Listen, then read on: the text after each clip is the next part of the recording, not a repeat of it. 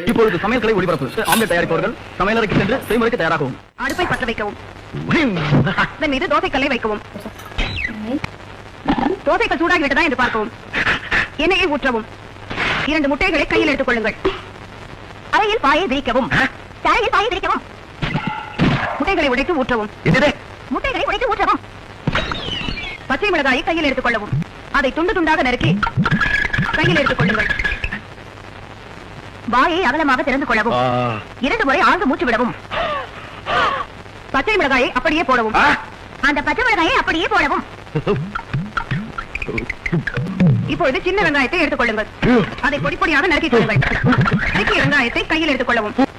கண்களை அகலமாக திறந்து கொள்ளவும். 2 கைகளால் கண்களை அப்படியே தேய்த்துக் கொள்ளவும். நன்றாக தேய்த்துக் கொள்ளவும். மிஸ்டர் பாண்டியன், சமையலையோ யோகாவையோ கலந்து கத்துக்கிட்டீங்க.